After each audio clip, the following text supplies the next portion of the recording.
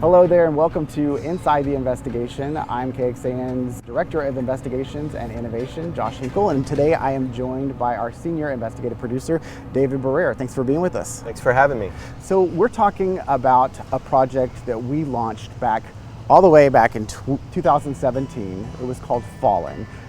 If you are joining us right now from our KXAN Plus app, you may have just watched Fallen because we just aired that docuseries. If you're watching on KXAN.com, you can watch the Fallen docuseries by going to the link below this video.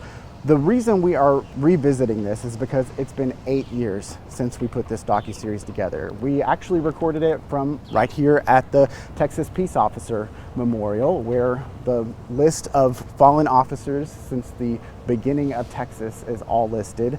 We specifically focused on officers that were killed by gunfire since 2000 all the way to then 2017. And at that point, in that time period, there were 79 officers who had been killed by gunfire. And many of the shooters involved in those incidents had criminal or violent pasts, and they also had what we saw was a history of mental illness. 8 years later, that number 79 has risen to at least 126. And a lot of that is surrounding what we have seen with gun violence and policing, which continue to be major political topics in America and here in Texas. This project was actually sparked by the 2016 ambush killing of 5 Dallas police officers that you may remember. An Army veteran during a protest named Micah Xavier Johnson. He was 25. He actually wounded others before police killed him with a remote-controlled bomb. That case was highly publicized, but most of the cases that we started focusing on we found weren't so publicized, and so we really had to start doing some digging. The case that really became the focus of this project was the 2014 death of Little River Academy police chief.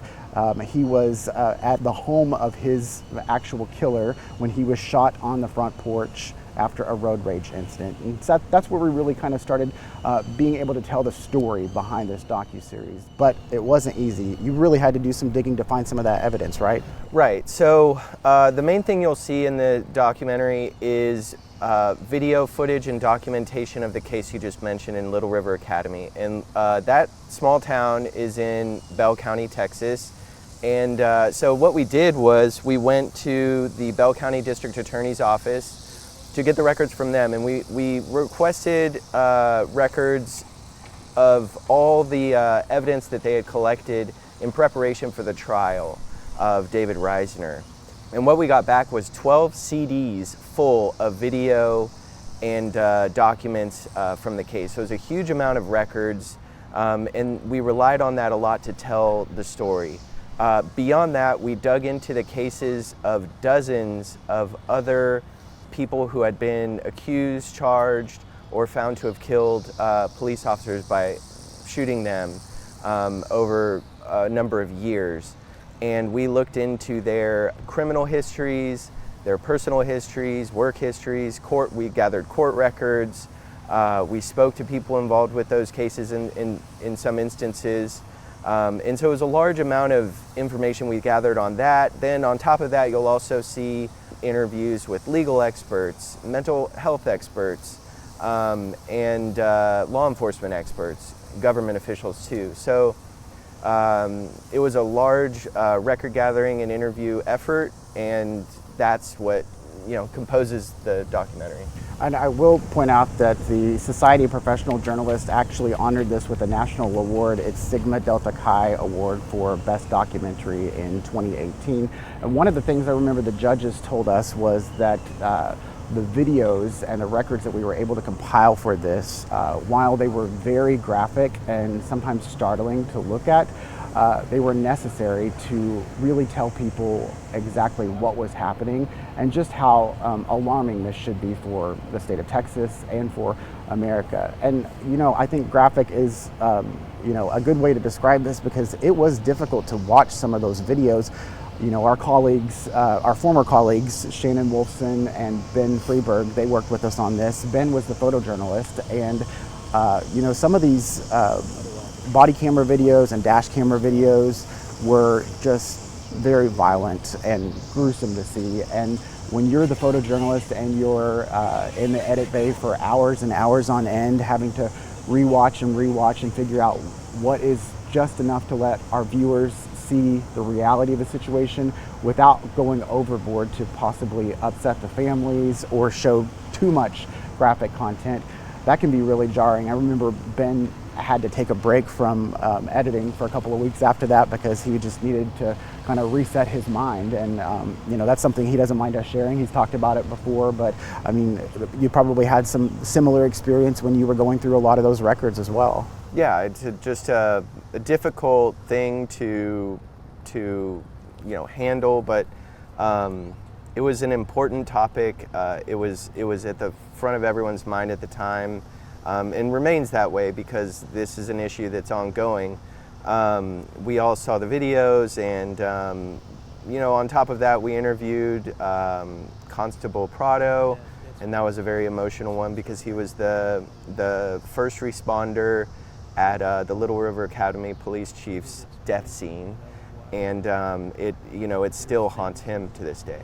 Yeah, and you saw him in some of those body camera and dash camera videos also really trying to, even this police chief was his friend, trying to revive him, trying to take into account what had just happened, and also make sure that the suspect, which was a man named David Reisner at the time, was subdued and taken into custody. Reisner was a former police officer himself and served as a civilian contractor in Iraq, where his wife told detectives in the records that we were able to obtain that his compound was bombed and he actually sustained several concussions. He came back a different man, she told the detectives. He had run-ins with law enforcement. Experts actually testified at his trial that he had a traumatic brain injury and PTSD. We do know that he was convicted of that. What ended up happening in his case, and where is he today? So there's not a lot to add to his case. He ultimately took a plea deal for life in prison without parole. He was sent to prison. He didn't appeal his case. That's one of the reasons why we were able to get so many records. But he is 68 now. He's in a prison in East Texas, and there he will remain. Well, in addition to that case and the others that we documented, we also explored several solutions with this project. How could the state of Texas or local law enforcement agencies really start to combat some of the problems that we were finding? And as I mentioned, many of these cases involved mental illness, so that's where a lot of the focus on solutions happened. One of the things we looked at was something that had existed already in Texas since 2008 when Governor Rick Perry had an executive order for something called blue alerts. Several states have these things.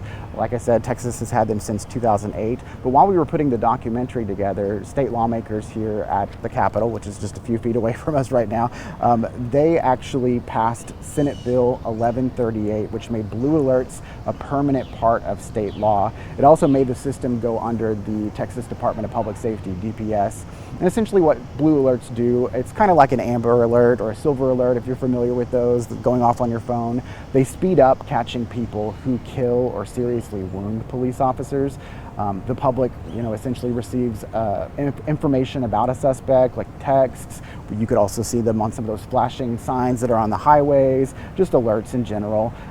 We have found that there have been occasional problems over the years since we first did this documentary with blue alerts.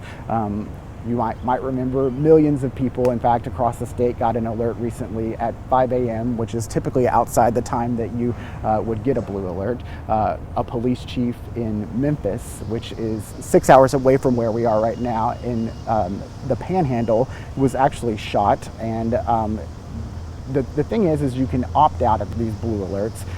But some say that having so many alerts these days on your cell phones, from weather alerts to everything else, they can cause message fatigue. So that's some of the problems that we've kind of covered a little bit with blue alerts since then. Recently, you may also remember in Austin, we had a shooting rampage. There was some criticism because no alert went out after 2 officers in Austin here were injured.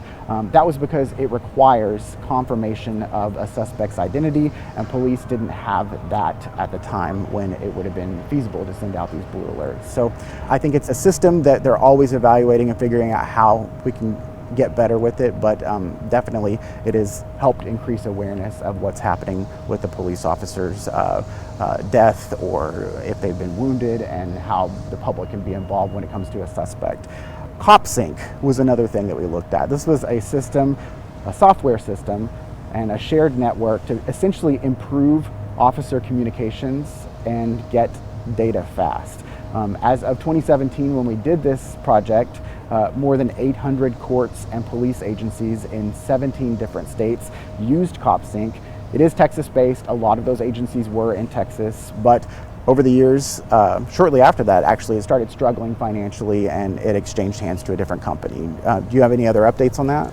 Yeah, so KXAN, like you said, it was this program that was billing itself as some of the best technology for police officers to be able to obtain information, sort of like a CAD system that they could type in a license plate or other information and get stuff, pertinent information about suspects or people that they may be interacting with, to find out if they may be dangerous or have some sort of a mental health issue in the past. They were across many states. You said 17 with 800 different agencies using them.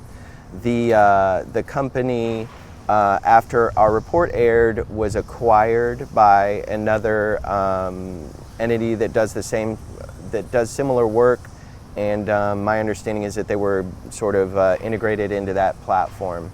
So KXAN doesn't exist as it did when we did our report, but it appears their work went merged into another platform. Something that started here in Texas. It was kind of based on an incident that had happened with a state trooper here. The wife of that state trooper was actually involved in kind of the first iteration of KXAN, but we do know it exists still in some form today across America. Another solution we looked at was crisis intervention training. As you might remember, we followed around the Austin Police Department where they had mental health officers that were going out to respond to calls where there might be a person experiencing some type of mental health crisis. The benefit of having a mental health officer is that they had specific training in trying to de-escalate a situation so it didn't get to the point where it could be dangerous for either the person that was having the crisis or for the public or for police officers. And we've seen since then that many law enforcement agencies have implemented some type of crisis intervention training. Unfortunately, we do know that mental illness is something that is just becoming more and more prevalent with the criminal justice system in general. One of the big focuses that David and I have looked at over the years since that project is how it plays out once someone is arrested and they go to jail and then they're needing to stand trial. Mental competency is really kind of that focus.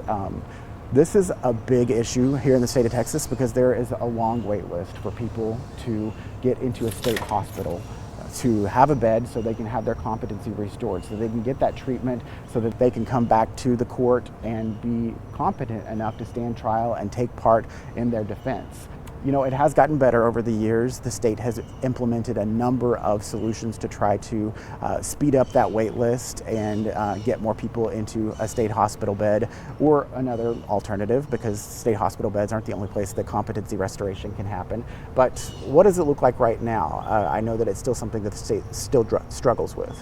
Yeah, so if you're a person with a mental health issue, or you experience a mental health crisis, and you end up getting arrested, that can lead to a whole new set of problems because of the wait list you just described. We've reported on this for years since then. So I looked up the numbers. I'm going to check on my notes here. So the wait list has had at different times hundreds of people.